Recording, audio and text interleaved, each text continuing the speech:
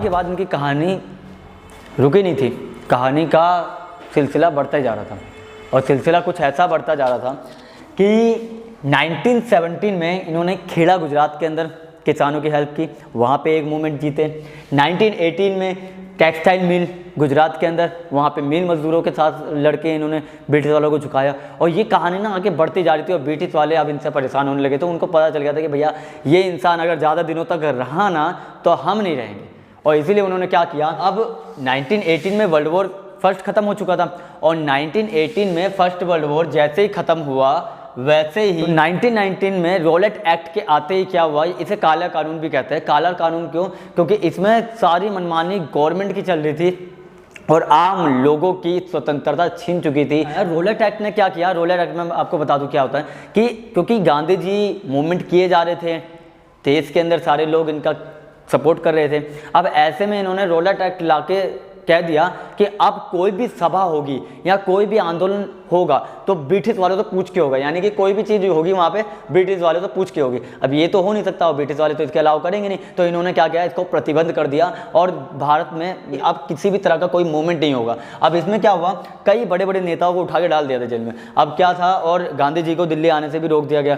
अब ये तो चल ही रहा था, इसी के साथ में क्या किया, 1919 में रोलेट एक्ट के कारण कई सभाएं पंजाब में भी रुक गई थी। मगर पंजाब में बैसाखी था 19 अप्रैल 1919, ठीक है। क्या होता है कि जलियांवाला बाग हत्याकांड होता है, उसमें क्या होता है, जनरल डायर जो होते हैं वो क्या करते हैं, वहाँ पे जाके बैसाखी का कार्यक्रम है, वहाँ पे एक मैदान होता था, मैदान के अंदर उन्होंने क्या किया, सारे दरवाजे बंद करवा दिए, गेट बंद करवा दिए और जितने भी अंदर लोग थे, चाहे मासूम हो चाहे कोई भी हो, फ़र्क नहीं पड़ता उन्हें, और उन्होंने गोलियों से उन्हें भून डाला।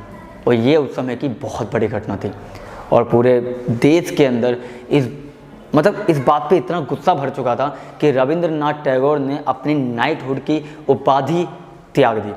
और इसके अलावा अलग अलग तरह से लोग अब प्रदर्शन करने लगे थे, अब आंदोलन बड़े तौर पे दिखने लगा था। और ऐसे में इन्होंने क्या किया, नॉन कोऑपरेशन मूवमेंट स्टार्ट किया गांधी जी ने, यानी असहयोग आंदोलन। और असहयोग का मतलब पहले बता दूं, असहयोग का मतलब ये है कि गांधी जी ने बोला कि ये लोग ताकतवर बने हैं हमारी चीज़ों से, हमारे लोगों का सपोर्ट से, और आज हम ही पे अपनी ताकत दिखा रहे हैं। तो हमें क्या करना चाहिए, हमें इन लोगों का विरोध करना चाहिए, इनकी बनाई हुई हर चीज़ को त्यागना चाहिए, हमें इनके पूरी तरह से खिलाफ होना चाहिए। अब कोई भी दफ्तर नहीं जाएगा, कोई भी स्कूल नहीं जाएगा, कोई भी कॉलेज नहीं जाएगा, कोई भी किसी भी तरह का कोई काम नहीं करेगा, और हाँ कोई भी विदेशी कपड़े को भी नहीं पहनेगा। देश के अंदर खादी बनेगा और खादी से ही देश चलेगा।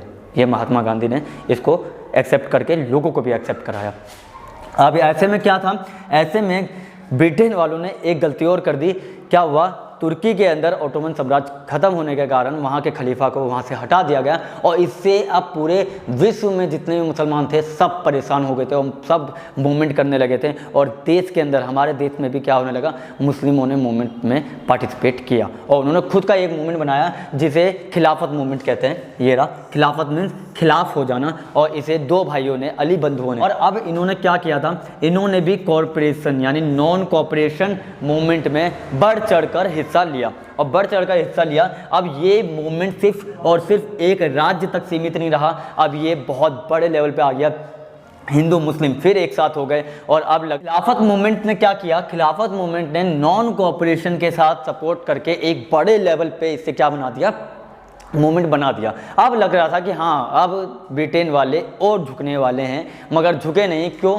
क्योंकि ऐसे में एक कांड हो जाता है जिससे गांधी जी को इसे वापस लेना पड़ता है, उसे कहते हैं चोरी चौरा हत्याकांड। ठीक है, चोरी चौरा हत्याकांड क्यों कहा गया?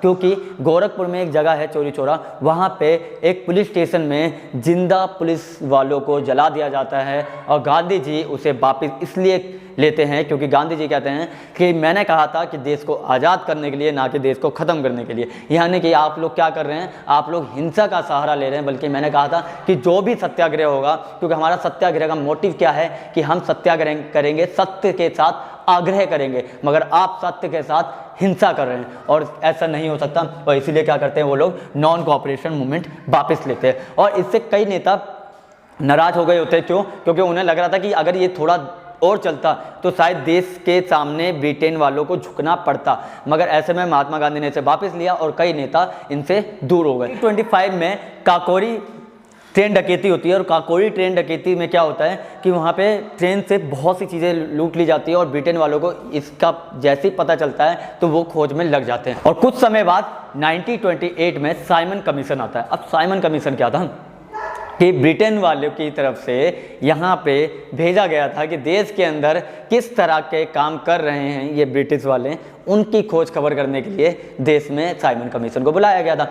अब एक बात बताइए, आपके बारे में आप ही बताएंगे तो फिर कैसे पता चलेगा कि क्या हो रहा है? तो यही होने लगा। क्या होने लगा कि वहाँ से बुलाया भी उन्हीं को और वो भी पूछ भी किससे रहे हैं? उनसे। हाँ जी, आपने क्या किया? वो क्या कहेंगे? गलत कहेंगे? कुछ नहीं ना। तो इसीलिए क्या किया, उसमें एक भी इंडियन नहीं था। यानी साइमन कमीशन आया अंग्रेजों के लिए था और अंग्रेज ही थे उसमें। तो इसके खिलाफ इन लोगों ने क्या किया, साइमन गो बैक के नारे लगाए और उसमें लाला लाजपत राय की मृत्यु हो जाती है।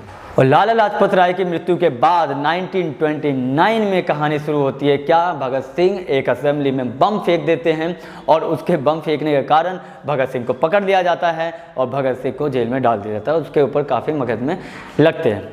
तो 1930 में दांडी यात्रा शुरू होती है। और दांडी यात्रा की बात बताता हूँ मैं क्या है कि गुजरात के अंदर सोल्ट लॉ लिया जा रहा था, यानी कि नमक के ऊपर कर लिया जा रहा था, वो भी इतना भारी कर कि एक गरीब इंसान तो चुका ना पाए। और इसी बात का गांधी जी क्या करते हैं, गांधी जी इसी बात का खंडन करते हैं। क्या होता है कि सिविल डिसओबीडियंस लॉ भी इसी को कहा जाता है और इसमें बहुत बड़े पैमाने पे लोग इनका समर्थन करते हैं और साथ में चलते रहते हैं। और इससे क्या होता है कि ब्रिटेन वालों को लगा कि भैया दोबारा कोई ना कोई अनहोनी होने वाली है। और अनहोनी यही होती है कि ये बहुत बड़े लेवल पे क्या होने लगता है, मूवमेंट होने लगता है। तो फाइनली हम 1931 पे आ जाते हैं। और 1931 में क्या होता है कि इसे वापस ले लिया जाता है, क्योंकि गांधी इरविन समझौता होता है और जिसमें ये सिविल डिसओबीडियंस लॉ था, इसे वापस ले लिया जाता है गांधी जी द्वारा। और उसके बाद ही वहीं पे एक तरफ ना प्रॉब्लम भी गांधी जी के सामने ये क्रिएट हो गई थी, क्योंकि बहुत से लोग कह रहे थे कि गांधी जी के कारण राजगुरु भगत सिंह इनको फांसी दी जा रही है। और फाइनली 1931 में इनको फांसी देते हैं। और वहाँ से देश के अंदर वो जो हिंसा की बात होती है ना, वहाँ से और ज़्यादा पनपने लगती है। क्यों? क्योंकि महात्मा गांधी को समझ में आ जाता है कि अब इनका सपोर्ट नहीं मिलने वाला। क्योंकि हमने देखा था कि अभी इसी बीच में ना फर्स्ट राउंड टेबल भी हो चुकी थी। फर्स्ट राउंड टेबल की जो बैठक थी वो हमारे ब्रिटेन में हो चुकी थी। और 1931 में गांधी जी द्वारा सेकंड राउंड टेबल में जाते हैं वो ब्रिटेन में। और वहाँ पे जाके अंबेडकर साहब के साथ थोड़ी अनबन हो जाती है और उस अनबन को वो पुनः पैक्ट में सुलझाते हैं। और वहाँ पे गांधी जी और अंबेडकर दोनों साथ में आ जाते हैं गरीबों के लिए, लोगों के लिए। और अब एक बड़े मूवमेंट की वो तैयारी कर रहे थे, ताकि देश को अब चाहिए पूर्ण स्वराज। क्योंकि 1929 में लाहौर के अंदर जवाहरलाल नेहरू ये जो थे, इन लोगों ने क्या किया था, वहाँ पे झंडा फहरा दिया था और पूर्ण स्वराज की घोषणा कर दी गई थी। ठीक है, इसके आगे के लेक्चर को हम थर्ड पार्ट में करेंगे। ठीक है।